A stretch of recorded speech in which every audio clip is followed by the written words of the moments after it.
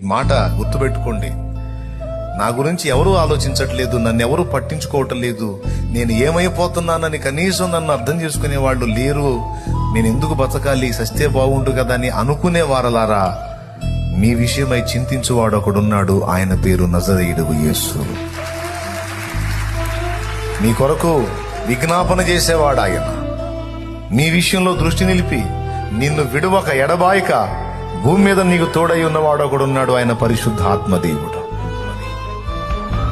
నిన్నెంతో ప్రేమించే తండ్రి ఉన్నాడు, ఆయన పరలోకపు తండ్రి.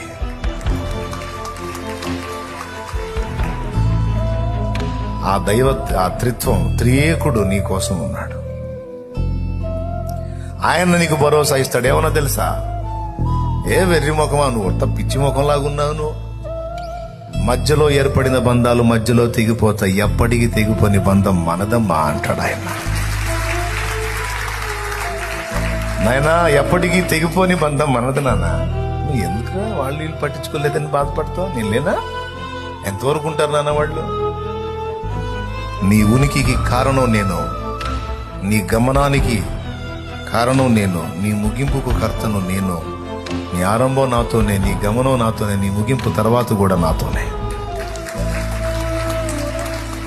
కాబట్టి తాత్కాలికమైన